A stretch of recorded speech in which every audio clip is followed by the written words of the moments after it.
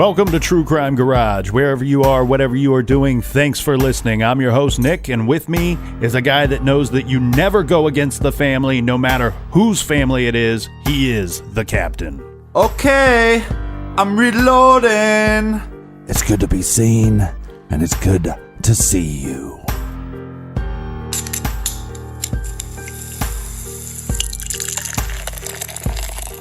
Today we are drinking Green Diamonds by Other Half Brewing in beautiful Brooklyn, New York. Green Diamonds is an imperial IPA brewed with Golden Promise malt and lots of Australian Galaxy hops.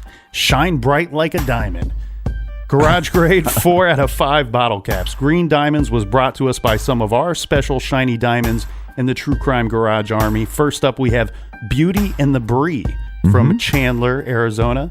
Next, we go to Green Bay, Wisconsin, and say thanks to BK. BK says, love the show, and I love how Nick doesn't seem to miss a beat, even when the captain goes on a rant. And oh yeah, I love the captain's rants too. Next, we have Anthony. Yo, Anthony from Bronxville, New York. Yo, Anthony. We also have Traveling Hillary, who says she's always listening while traveling. Right now, she's listening to us in Angola. Safe travels, Hillary. That's actually Hillary Clinton there, Captain. I don't know if you know, but she's a big, big fan. Let's go close to home and say thanks to Mackenzie from Columbus, Ohio. And last but not least, thank you to Ryan in Covington, Kentucky. Ryan says, you guys kick ass. TCG is the best podcast out there. And if you'd like to buy a round for the show, you can do so at truecrimegarage.com. And like always, we like your G. And for all you beer drinkers out there, if you want to follow me, you can do so on Untapped. That's an app, people. Check me out at True Crime Garage. And for all social media, you can follow us Snapchat, Instagram, Facebook, all that stuff at True Crime Garage. All right, that's enough of the business, Captain. Everybody gather around, grab a chair, grab a beer, and let's talk some true crime.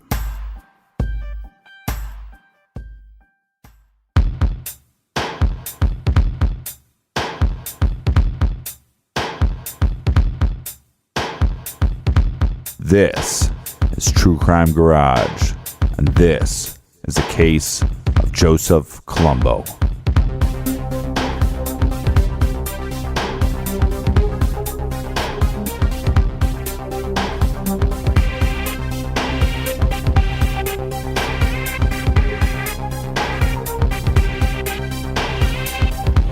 Roger, as funerals for notorious individuals go, this was extremely modest, with a service held in the section of Brooklyn where Joe Colombo was regarded by many as an outstanding citizen and family man. There were only 3 flower-filled corns. The casket didn't look to be overly expensive, and no major recognizable organized crime figures came to pay their last respects to the dapper don who headed the family, once bossed by the late Joe Profaci, the olive oil king. Well, there were a great number of politicians at the rally at which Colombo was shot, including at least one congressman, at least one member of the state legislature. I didn't see any of those people today. Some 250 mourners attended the service in the half-empty church, from which cameras were barred. FBI agents and plainclothes police were present when Colombo's wife, 4 sons and 1 daughter, as well as his parents, arrived. Well, I met him in 49 at the waterfront. I worked with my extra labor. And I think he was a hell of a nice guy. Colombo died Monday at age 54. He'd been virtually paralyzed and in a semi-coma since he was shot down at an Italian-American Civil Rights League rally at Columbus Circle in 1971. Well, he was a family man that... When I was a lot younger, I was about 10 years old, my father used to come home sometimes with turkeys, and Mr. Columbo had given them to him. Robert Violante, with Stacy Moskowitz the night she was killed by David Berkowitz, and who was left almost blinded by the so-called son of Sam, didn't know Columbo, but came to the church today with a friend who did.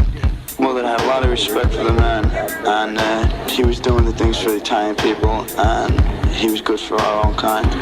The massive resurrection was conducted by Father Louis Gigante, former city councilman from East Harlem. He spotted me after the service, and as the funeral entourage was passing the home of Colombo's sister, on the way to the cemetery. Can you tell us summarize what you said at the service? Yeah, I just called Joe Columbo a martyr for the Italian-American cause. A martyr for the Italian-American cause.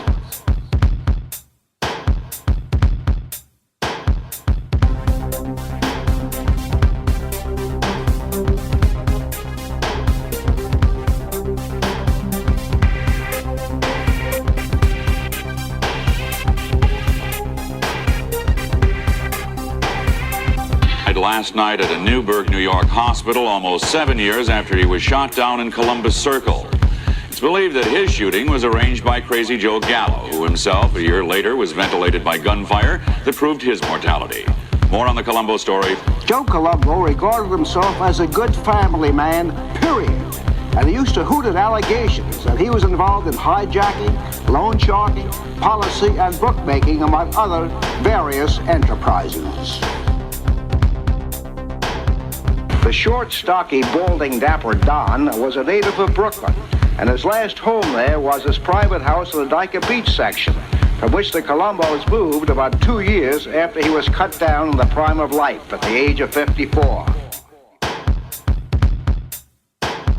It happened on a June day in 1971. This is where it happened. Thousands of people were already at the rally. Many more were on their way.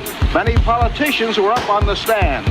Suddenly, there was a series of shots, and Columbo was hit at least 3 times. A moment later, his assailant was grabbed and pummeled and then shot, killed instantly by Columbo followers.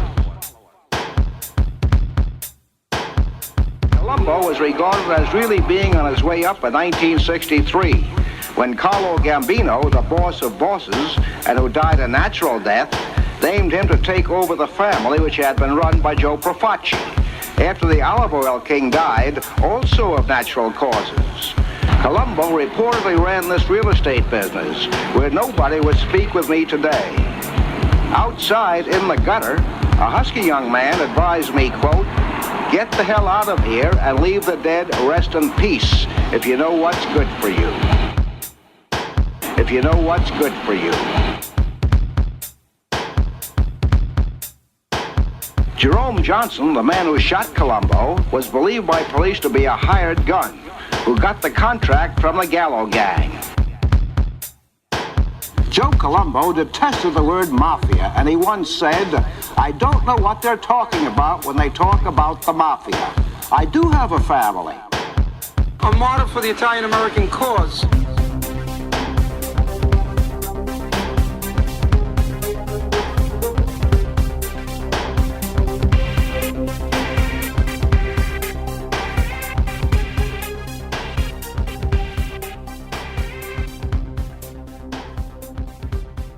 Who was Joe Columbo? Joe Columbo was a father. He was the alleged boss of the Colombo crime family and the founder of the Italian-American Civil Rights League. And in 1971, Joe Columbo was gunned down among a crowd of thousands in one of the most highly publicized shootings in New York City's history. I'll take you through the scene here a bit before we get to our guest this week.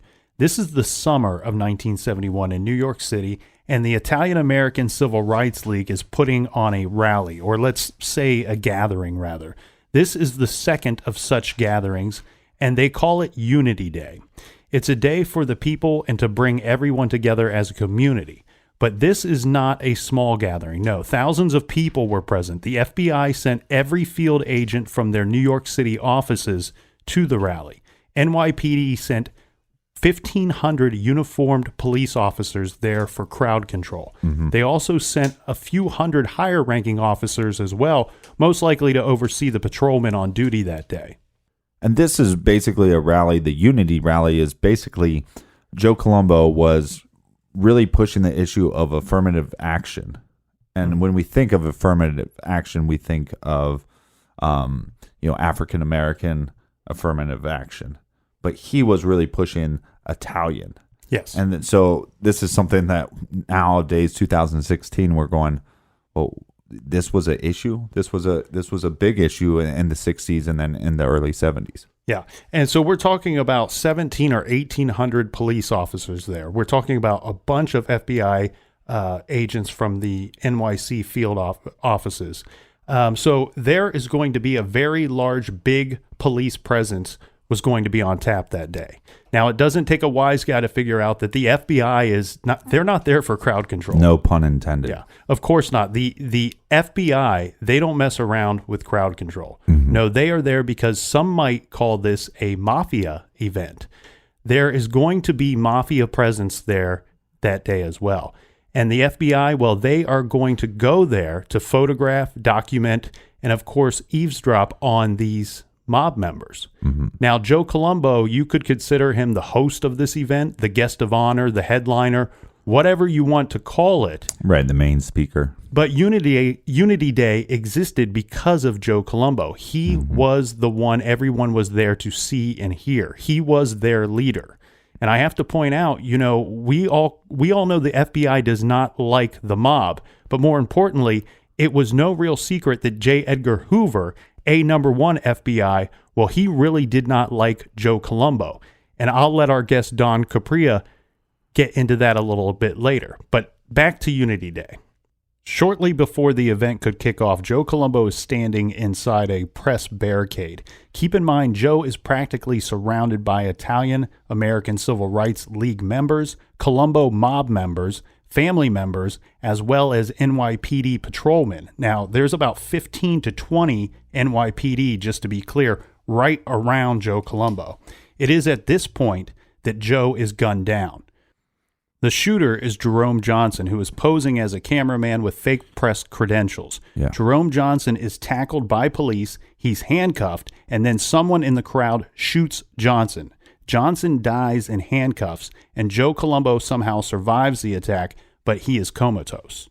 Yeah, and we believe that these are people that worked for Joe Columbo. You know, his supporters. Somebody was like, oh, no, they shot Joe, so now we kill this guy. The thought is that they may have retaliated. Now, we are all familiar with the FBI and J Edgar Hoover, but let's take a minute to introduce how familiar are we? Well, we're well read. Had him to brunch one day many years ago. He was in the garage sipping on a nice cold beer. Possibly dressed as a woman. Well, let's introduce the 5 crime families. Okay, so the 5 families are known as the Bonanno family, the Colombo family, the Gambino family, the Genovese family, and the Lucchese family. And I tried to throw a little Italian on there at the end. I kind of butchered it. Now, these are the 5 major New York City organized crime families of the Italian-American mafia. Now, I know that some of the families have had different names from time to time, so I don't want to get any email saying I'm going to swim with the fishes because the Genovese family was once the Luciano family. And basically what happens here is you have a crime family, and then you have, let's say, cousins and brothers and stuff like that are all working for this crime, and sometimes the cousin or a family friend becomes the leader, and then they change the name of the crime family. You're exactly right. So I mean no disrespect, but for the sake of argument and for the sake with the fishes, for the sake of this episode, let's just agree that those are the 5 families. Now, I did say Luciano or Luciano family. That's a popular name and one that most people are familiar with. If you're not, Charles Lucky Luciano, he was once the boss of what more recently is referred to as the Genovese family, and is pretty much considered the father for modern day organized crime and splitting New York into the different criminal gangs. Lucky became the boss by secretly betraying his boss, and then Lucky ended up going to prison, and eventually he is deported to Italy, and at some point loses the boss title. I wonder, with New York having the 5 boroughs, and then we also have the 5 crime families, I wonder if there's any connection there. You're right. There is some connection there. And the 5 major families historically operated in the New York metropolitan area, but also having a big presence in New Jersey, and also have and may still be, who knows, be active in South Florida, Las Vegas, Connecticut, and Massachusetts. So we got the 5 crime families, and sometimes they're just working independently. Sometimes they're working in clusters. Sometimes it's as a whole, and sometimes they're warring between each other. Maybe it's 2 against 3 or just 1 against 1, kind of a turf war battle. Yeah, that's a little bit of the background here, but we are not here to give a primer lesson on Italian-American organized crime. Yes, we are. No, we are here to discuss the conspiracy plot and cover-up to kill and silence mob boss and community leader Joseph Columbo. Mm-hmm. You know that what do you think is the most cover-up, like construction? Mm-hmm. So like you're in organized crime. What are you actually in? Oh, your front? Yeah, your front. What would your front be? Like waste management. Yours would be, well, I used to have this guy that I suspected of knowing some people, and we'll get into that a little bit later. I'll tell you an interesting story. But one guy I knew, very suspect, was into antiques. Oh, he's an antiques dealer. Yeah, I could never find his store. And then another guy was a barista. He had a coffee shop, but I'll tell you a little bit about him later. The shooting of Columbo could have been carried out and organized by any number of groups. Was it the mob? Was this a hit by one of the other 4 crime families? Was it the government and the CIA trying to take down a crime boss? Right. Or was it the FBI? Did J Edgar Hoover try to silence the very voice that was calling for regulations and sanctions on his own bureau? As we all know, the FBI has been... Well, hold on. You're missing another... The other possibility is just a lone gunman. Well, of course. Somebody that Joe did wrong and just wanted revenge, and the revenge would happen in public. Yeah. And to help us do so, we have asked Don Capria, who has very recently teamed up with Joe Columbo's eldest son, Anthony, to join us. Now, Anthony knew his father extremely well. He worked alongside his father with the Italian-American Civil Rights League. Mm-hmm. But Anthony has been silent for over 40 years and has recently decided to speak out about his life beside his father and his father's unsolved murder. And Don Capria wrote this great book, Colombo, The Unsolved Murder. Don is also going to talk to us about Joe Columbo's father. See, Joe Columbo's father was killed as well, murdered mafia style, and most likely a retaliation kill for a killing that Joe's father, Two Gun Tony, carried out. They called him Two Gun Tony because he kept a .38 caliber pistol in each of his 2 vest pockets. And one of the things that people believe that is evidence that this wasn't a mob killing was because this wasn't done in the typical hit style of the mob. Yep. Don is a New York native, so he knows the playing turf of this case. And of course, he grew up hearing stories about the mafia families and the different crime bosses. So without further ado, an interview with Don Capria.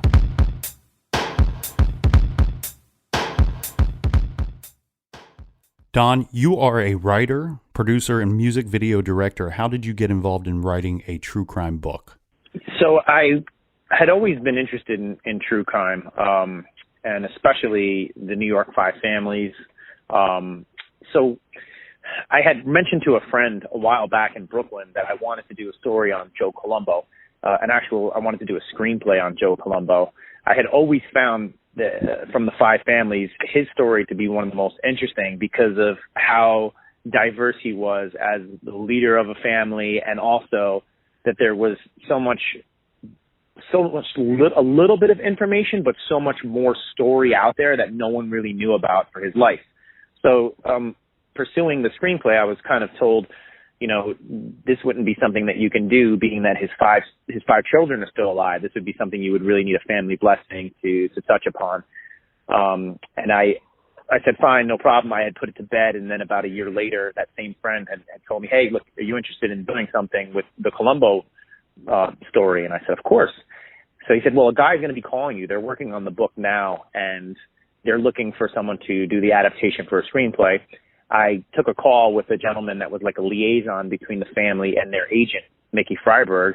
And when we were on the call talking, he also let me know that they were probably looking for someone to do the book, that something wasn't working out with the writer that they had on board. And I think it was a timing thing. So I went upstate and I met with Joe Columbo's oldest son, Anthony Columbo, his grandson, Anthony Columbo Jr., Ray, who was like the liaison of the family to the agent. And we sat at a diner and discussed what I knew about Joe Columbo's life, why I wanted to write this book, what my agenda was to the story and the telling of Joe Columbo. And they told me a bit about what was not written and what was not in the media and what was not written in true crime books. And it was a really great chemistry. And I had never intended to write a book. I always wanted to be a screenwriter. But when the opportunity arose and I sent in a little treatment to their agent and he accepted it, I decided I was going to take on my first true crime biography. Tell everybody about Joseph Columbo. Yeah, Joseph Columbo, he died before I was born, and I did a lot of research on him, from everything from the media story of who Joe Columbo was, the jacket of criminal history and investigation done by the FBI and the NYPD. But I think the most interesting stories, of course, came from the people that had firsthand experiences with him. The more and more that I met people that met Joe or had heard stories about Joe, and of course working side by side with Anthony, his oldest son, I learned that the man he was one of these gentlemen that could have been anything. And he did live and become successful in many different ways besides what, the reputed mob boss story that everybody knew about him. As a businessman, he was a deal maker, and he was a deal maker that wanted to create win-win situations. As a community person, he was a leader. In his family, he was a strong, cohesive piece to have, of course, the head of his family, but always making sure that everyone is included. And he's the type of person that when I met one guy in Brooklyn, and I asked him, I said, what is Joe Columbo? Who is Joe Columbo to you as far as the community person? He said Joe Columbo was the type of person that when a black man and an Asian man and a Russian guy and a Jewish guy and an Italian guy were having an argument over something, they would walk into a room with Joe. Joe would sit them down. They'd come out of that room an hour later, and everyone would be laughing and patting each other on the back. And to me, I just learned that no matter what Joe Columbo was in the media eye, or to any person that wrote or spoke about him, he was just going to be a successful leader. And that's why I think he had leaned over into politics and started the Italian American Civil Rights League. He knew how to pave the way to a successful situation, whether that situation was a business deal, whether that situation was a community organization. He wanted to build a hospital. He was building a camp in upstate New York. To me, Joe Columbo was just a natural-born leader. We're talking about Joseph Columbo, the famous mob boss of the Columbo family. But when Joe was a kid, his father was murdered. Yes. So his father was an immigrant who, while their roots are from Calabria in Italy, his father came by way of Brazil, which was very common during the heavy immigration of Italian Americans from Italy to the Americas. So his father came over and grew up just with his father because his siblings did not make it, because a lot of the people that were traveling on the boats got sick and were rejected at the New York ports. So he grew up as a street kid in South Brooklyn, and eventually joined gangs and was known as Two Gun Tony, who was a member of what would be the Profaci organization. But I think this was even pre-Five Families that he was involved in, the bootlegging activities, the Roaring Twenties. And then in the 1930s, at the end of the Castle dei Morese Wars, there was a huge power struggle that was happening in Brooklyn. And we all know the story of Sal Luciano and how he, with Meyer Lansky, devised the Five Families, where these territories would finally be defined, and leaders would be defined, and the work would be defined. And when that was happening, there was still someone in the streets of South Brooklyn, a very powerful gangster, Frankie Yale's associate, and his name is the Clutching Hand Perano. And he would not settle. He would not do organized crime like these men wanted to do, where there was politics involved. So the man had to be taken out. And from what I was told, he was walking home from a meeting one day where he had left the meeting and told them the same thing. He was not going to give up property. He was not going to compromise. And he was shot on Sackett Street in Brooklyn. And the coroner report on that shooting was that the first two bullets that entered his body, you could put a quarter over those first two bullets that entered his heart, meaning that the gun was fired and the second gun was fired and he hit the same spot twice, which is pretty rare when it comes to sharpshooting with a pistol. That murder, and from what I was told again, was done by Two Gun Tony, which would be Joe Columbo's father. And years later, when the Profaci organization came to be, someone had to take responsibility for this lieutenant dying, and it was rumored that that's when they decided they had to kill Anthony Colombo, who was responsible for the shooting of Giuseppe Profaci. So he was slain with a girl that was someone that he was seeing on the side of his wife, and it was a very brutal murder. They in those days, in the late 1930s, 1920s, 1930s, they were still doing stuff that they did when they came over. It was called like the barrel murders. I don't know if you're familiar with that, but where they would take a body and they would asphyxiate it by tying a rope from the legs to the head, and the body would actually fold. And that's how Joe Colombo's father was found. And the photos were all over the newspaper, and it was something I'm sure was extremely difficult for Joe as a 14-year-old boy to have everyone that knows him know about his father's murder and have seen pictures of his father's body, the hand even laying out from the backseat of the car in the police photos that made it into the newspapers. And this was something that was a turning point for Joe Colombo, because his mother at that time was so nervous about what was going on, decided to pack up and leave the state and go to California. And Joe, at 14 years old, did not want to leave the state. He wanted to stay in New York, and I think he wanted to stay in New York because he wanted to find out who was responsible for his father's murder. And was Anthony's mistress killed that day as well? She was, yes. So his father and his father's mistress were both killed that day by strangulation. Both murders were done by strangulation. Christine Olivieri, who was married at the time as well, was the mistress, and she was also strangled and left inside this Pontiac. It was called the Shore Road Murders in the newspaper. It was in the Bay Ridge section of Brooklyn, and it was a very, very foggy morning that those cars, it must have happened in the evening before, and a very foggy morning, the killer and accomplices took this Pontiac and drove it right off of Shore Road, parked it on the side of the street, and then when the fog cleared in the morning, the bodies were actually found by a little boy who was just walking his dog, and he saw these two bodies in the back seat of this Pontiac, and then called the superintendent of the building next door, the police, and there you had the crime scene.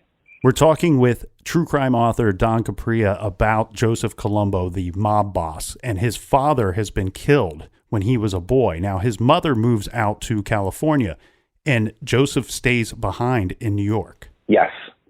And again, my belief is that Joe wanted to find out who was responsible for his father's murder, and I think that Joe also, angered, wanted to avenge his father. And there was a gentleman that was very close to his father, that they lived around the corner from each other in Sheepshead Bay. And this gentleman went to Joe at his father's funeral and let him know that, listen, I'm a very dear friend of your father's. He was a mentor to me, and he was a very important person in my life, and I'm going to be watching over you, and if there's anything that you ever need, please come and see me. And Joe started developing a relationship with this man from the time he was 14 years old, a mentorship, I would say. And, I can get into that later on and how that relationship grew. But I think that person was also a pivotal person, kind of the tent pole for Joe, saying, okay, well, my whole family's going to leave and go to California, but if I stay here, I have someone that I can turn to for money, job, or whatever it needs to survive in New York City.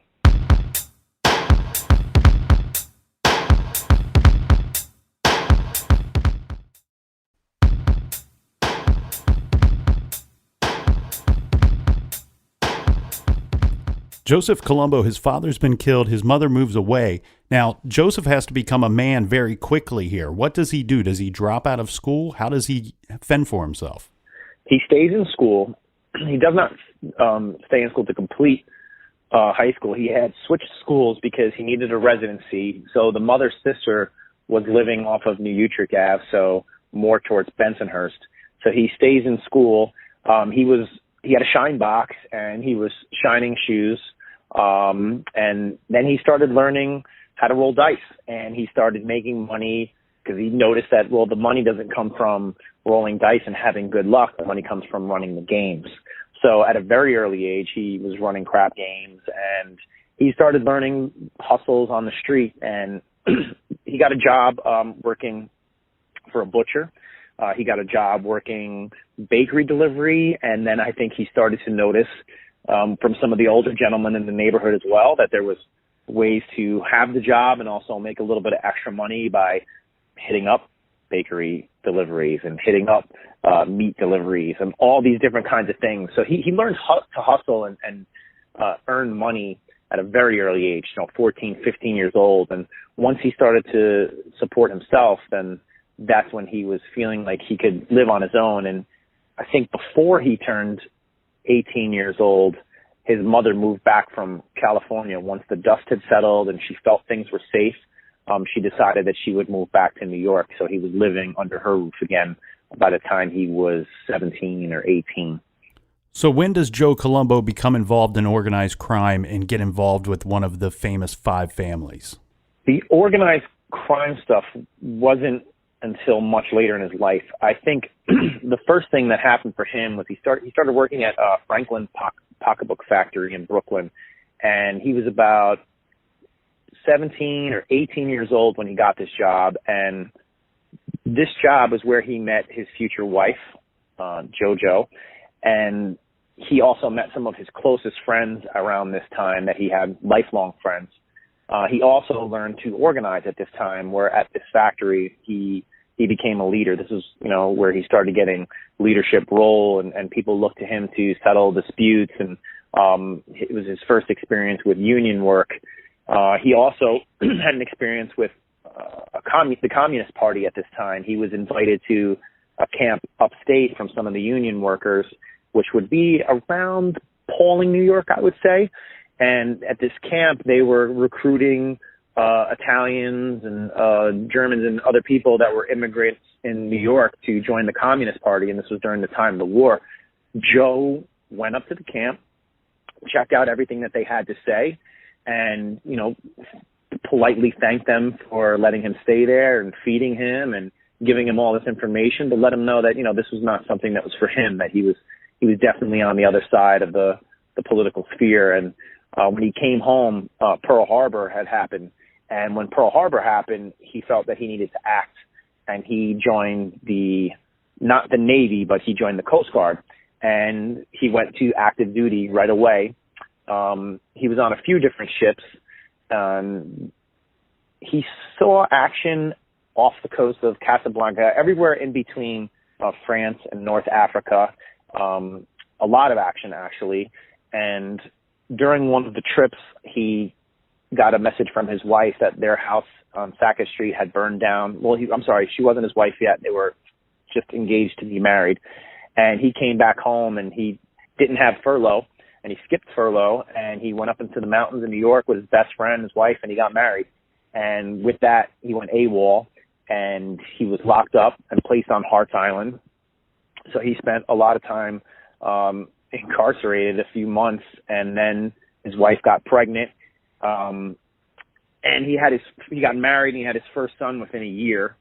And that's when he started working on the Brooklyn docks. And I think when he started working on the Brooklyn docks, he was introduced to a lot of people in organized crime. As we all know, the docks were overrun with criminals and organized crime figures, everyone from Albert Anastasia on down. So I think a lot of people respected Joe for who his father was, and they knew that his father was an assassin for one of the gangs. And that gang, I think, took him under the wing, being the Profaci gang. And at the time that he was at the Brooklyn docks, so we're talking early 1940s, that was when he was probably first introduced to organized crime and started to see that he could be a leader within this community. In my research of Joe Columbo, there was a lot of talk about a kidnapping that may have happened in 1961. And I hope I'm not jumping too far ahead here, but maybe you could fill us in on that. Now, there was a lot of kidnapping going on during what the media and everyone spoke of as the Gallo-Profaci War. And what had happened, I think this all started in 1958 or 1959. There was the Gallo gang, which was a faction within the Profaci organization from President Street. And you had the Gallos, which was Joe Gallo, Albert Gallo, and Larry Gallo. Larry Gallo, as I was told, was the leader of the organization. And beyond the Gallo gang, you had a lot of other people that were involved. One of them, Joe Jelly, who was, infamously known as one of the toughest guys in the streets of Brooklyn at that time. these guys were vying for power within the organization because, from what I was told, again, they were the tough guys that were handling a lot of business for Profaci in South Brooklyn. But it seemed that Profaci had such a grip on business that he would have them, do different things, take care of scores, maybe take out people, but then not give them the piece of the pie that they felt entitled to. And Crazy Joe Gallo, Joey the Blonde, as he was referred to in the street, was very rebellious. And I think with him and his brother Larry, who was the leader, he devised a plan that they could start kidnapping members of the Profaci organization and demand the money and whatever stake they felt was owed to them. So there was a few different people that were kidnapped in 1961, and it's been rumored that Joe Colombo was among those people, but he never was. He actually just moved to upstate New York and made sure that he kept his family outside of the city while all this was happening, because beyond the kidnapping, there were some murders that were happening during the Gallo-Profaci war, and Joe was smart enough to know that he didn't want to get in the middle of this situation. And as I heard from folks, Joe was the influential person after Profaci had passed and after Maglacchio, who was the underboss who became the leader of the Profaci organization. Joe was the person who really cleaned up the war and made sure that everyone could be back together and it could be one family. And that was the reason why in folklore, the Profaci organization doesn't even exist in the five families anymore. Matter of fact, the Colombo crime organization, as they call it, is the only crime organization that changed names and is still its name in the FBI. If we talk about five families, Lucchese, Genovese, Bonanno, Gambino, Colombo, it didn't start off that way. It was actually the Profaci organization that became the Colombo organization. And I think this was due to the disdain that a lot of the Gallo faction people had towards the Profaci name. And they said, well, if we're going to make this an organization again, we'll never call ourselves Profaci members. So Joseph Columbo was never actually kidnapped. He just moved his family to kind of lay low, especially with murder having been such a real thing for him, seeing his father, knowing that his father was killed. Yeah, that's what I'm going to guess.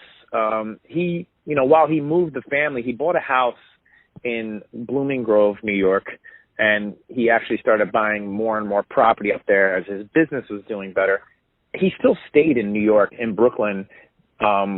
He was working at Canalupo Realty on 86th Street. So he still operated out of South Brooklyn, and I would want to say that there was probably even days that he was sleeping upstate and driving all the way back into the city for a full days of work, and then probably spending time with his family on the weekends up there and just keeping them mainly out of Brooklyn as much as possible.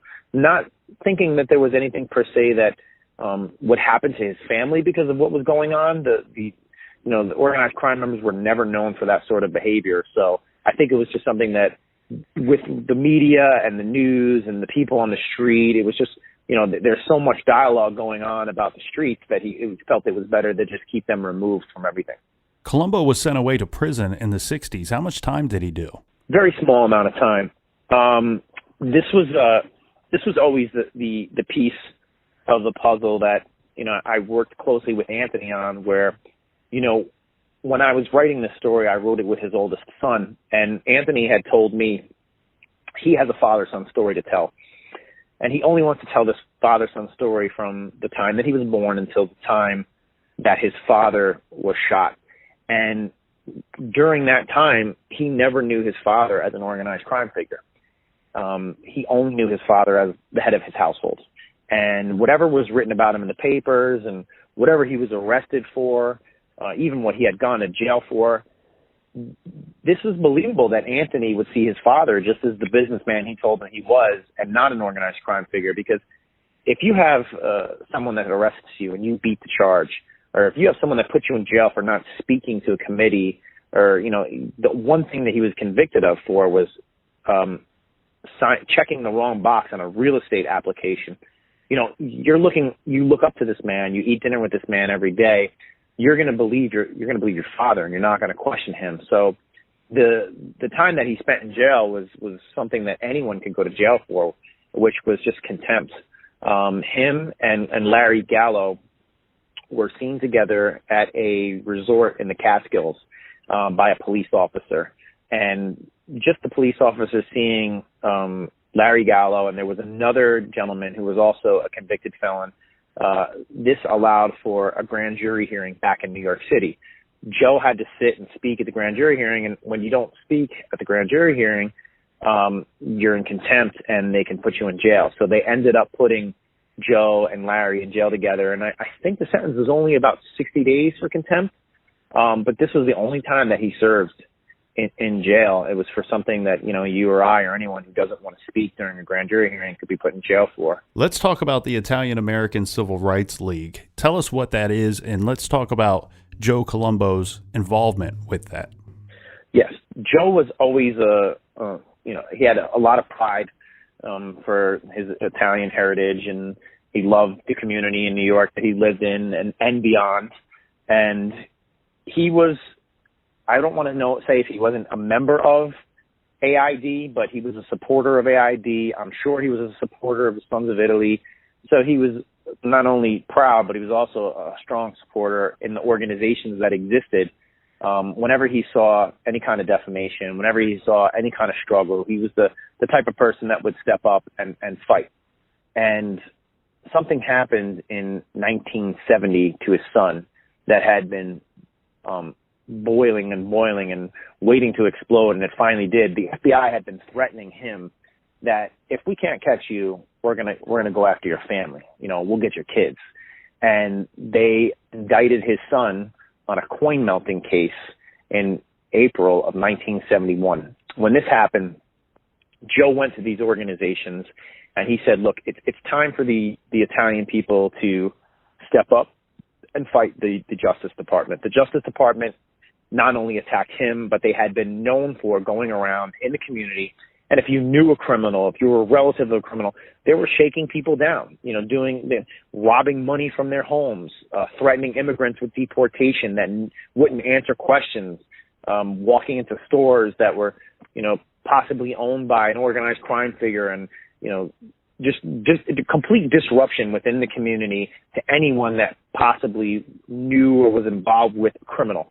And Joe had a disdain for this, and Joe wanted to fight for this, and he could not get the support of these organizations. So he decided at that moment, and with a close friend, with Nat Marconi, that he was going to start the Italian American Civil Rights League, is what it became, and he was going to combat the Justice Department. And beyond the Justice Department, he was going to start combating all things that he felt needed to be rectified within the Italian American community.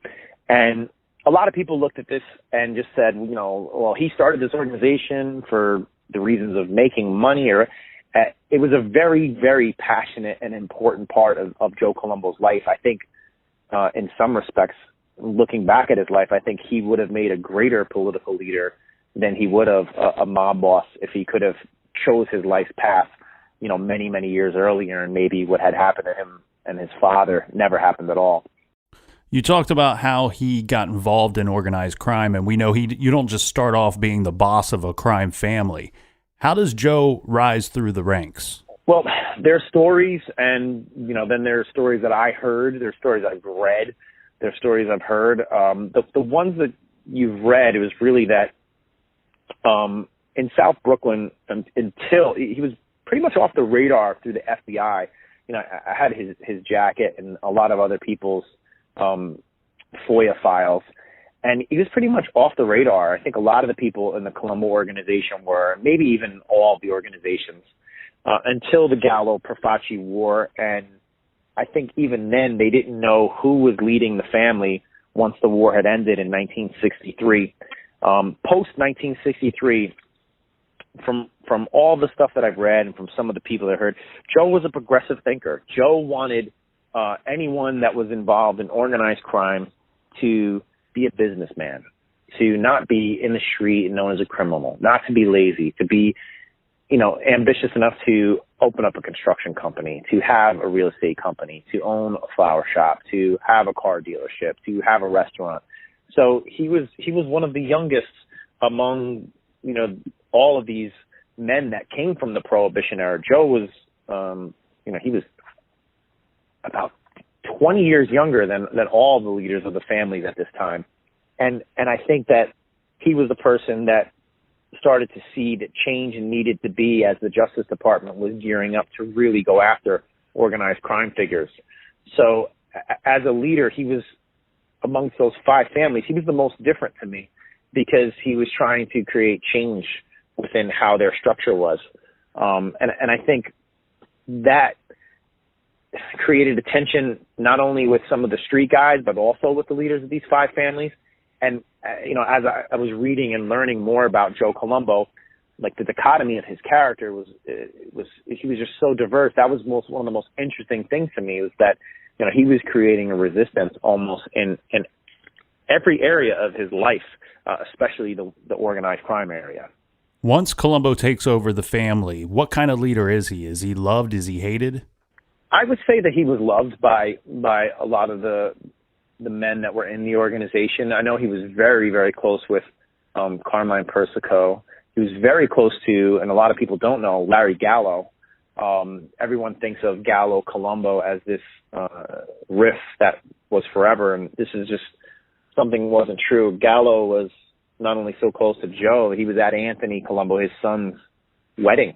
And while Joe Gallo was not a fan of Joe Colombo, to say the least, his brother was, and they had a great relationship. And Larry was, definitely one of the more powerful people in the Colombo organization. And I think that Joe had the love and the support of people across organized crime families within New York. And this would be evident in when he started the league. There were faces and there were people on those picket lines, and there was people that were really helping Joe turn this league into a monster and a threat to the Justice Department. That couldn't happen if he wasn't a well-loved and respected leader in the organized crime world, not only just the community of New York, but also in the organized crime world, because this is a man that went from starting the Italian American Civil Rights League in April and picketing the FBI offices in New York City to putting 200,000 people a few months later in Columbus Circle for one of the biggest rallies New York had seen. So that can only come from being not just charismatic, but really well-loved inside the communities. Colombo and his league, they've organized picketing sessions and they've organized rallies. What are they rallying against? And we see here an example of such on the cover of your book. What are they trying to achieve? Yeah, starting with the cover photo. That was a photo taken by a really amazing political photographer, Robert D'Alessandro. And I had found, there's a little story behind that photo, if you don't mind. I had found a photo of Joe in a magazine that I needed to have inside the book. And it's just a photo of him at a rally with a young boy. And when I found that photo and I found out who shot that photo, I got in touch with this photographer who was living in Mexico at the time, and he let me know, I still have an apartment in New York that I keep, and I go there 1 month out of the year, and I have some old photos, some stuff I never even developed. So I met this man a few months later at his apartment in Harlem, and he developed all this film, and that's where that cover photo came from. So very interesting photo. It has Joe squaring off with a police officer. They're near the FBI offices in Manhattan. And the person that's in the center of the photo behind him is Duke Santoro, and he's holding a sign that says, "Are we headed for a police state?" And that's why I feel this book was better told, 40 years later, as what Joe Columbo was thinking and what he was saying as a civil rights leader and also just as a community leader was to stand out and have some action against the government. Joe Columbo did not believe in the practices of the FBI. He did not believe in the practices of the organized crime strike force, the Justice Department as a whole, because he felt that they had to hold the respect and the law of what America said it was and the integrity of justice. And he knew that they were doing illegal activities to make arrests. He knew that they were robbing. He knew that the same men that were putting guys away for running numbers were gamblers. Booze, drugs, everything that he felt was right and wrong, he wanted to make sure that there was a line between the Justice Department and the street guys that were doing it.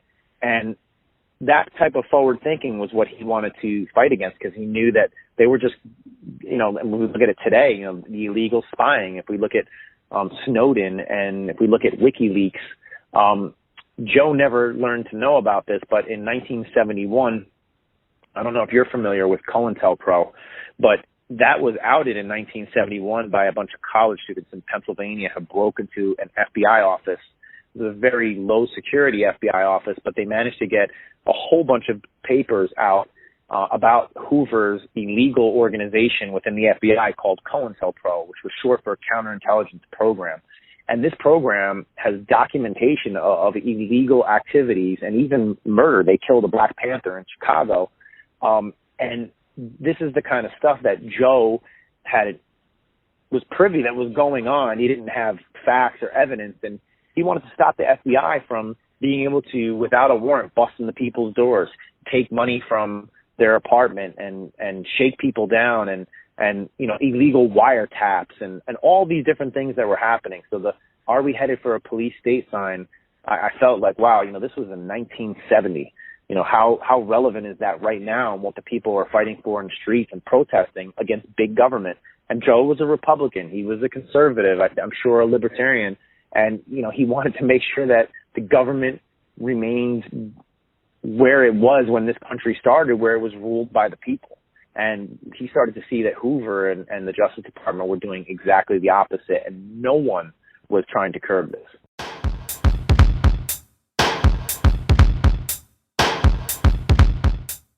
Some really interesting stuff that Don he's putting down some stuff and I'm picking it up. Yeah, and we'll have to finish this in part 2, which will come out tomorrow. Yeah, I'll try to edit it as soon as I can and release it as soon as I can, because we get a little more to dive into. A lot more to dive into. And of course, our recommended reading for tonight is Colombo, The Unsolved Murder by Don Capria and Anthony Colombo.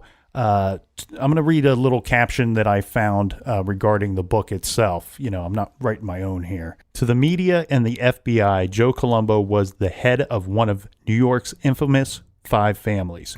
To the Italian-American community, he was an organizer and a leader.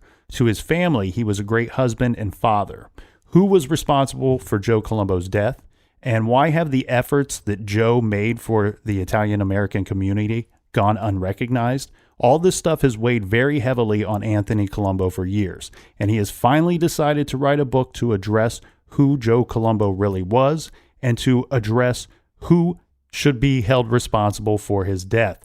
The book is based on Anthony's personal life beside his father and his in-depth knowledge surrounding his shooting and the suspiciously flawed investigation into his death. So pick up Colombo, An Unsolved Murder by Don Capria and Anthony Colombo. You can pick that up at our website, truecrimegarage.com, and click on the recommended page. We will see you right here back in the garage tomorrow. So don't be late. And until then, be good, be kind, and don't litter.